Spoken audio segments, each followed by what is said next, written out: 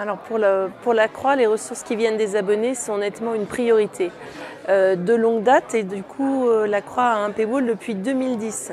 Bien sûr, à peu près tous les 2 ans, on le change pour mettre des nouvelles générations de technologies et des nouvelles approches marketing.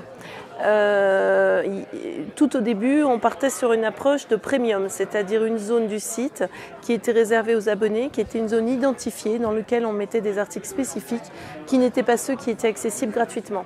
Ça avait plusieurs désavantages. Le premier, c'est que les moteurs de recherche et les plateformes d'actualité n'accédaient pas à cette partie premium.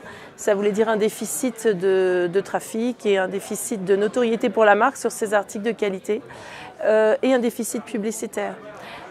Le deuxième désavantage, c'était qu'il y avait un choix subjectif entre est-ce que cet article va être dans la partie gratuite ou dans la partie payante.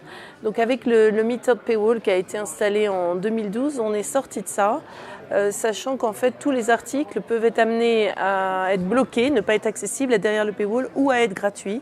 Tout se fait en fonction de l'utilisateur. C'est l'utilisateur et sa récurrence de visite, son niveau d'engagement avec la Croix qui va déterminer si on le bloque ou si on ne le bloque pas. Ces technologies ont encore réévolué à plusieurs reprises depuis 2011. On crée sans cesse des nouvelles règles et depuis 1 an, le paywall il est piloté par la data, c'est-à-dire que le nombre d'articles qu'on va pouvoir voir gratuitement dépend du segment auquel on est affecté. Et c'est vraiment le suivi de qu'est-ce qu'on consulte, est-ce qu'on revient ou pas, combien d'articles on a consultés qui font qu'en temps réel, on décide de bloquer ou pas la lecture.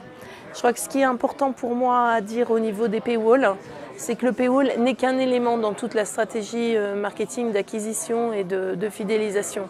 C'est un élément qui compte. C'est vrai que quand par hasard il ne marche plus, on voit bien qu'on recrute plus de nouveaux abonnés, donc on voit qu'il y a une corrélation, mais c'est loin d'être l'élément unique de déclenchement. Ce qui est important, c'est d'avoir une communication dès la première visite, dès la première page, sur qu'est-ce qu'est le titre, quelles sont ses spécificités, être abonné à ce titre, ça va m'apporter quoi, et cette communication sur le fond, il faut l'avoir tout au long de l'engagement progressif du lecteur. Le paywall arrive quand le lecteur est prêt, et en même temps que le paywall, on déclenche toute une autre batterie d'outils marketing pour favoriser la conversion.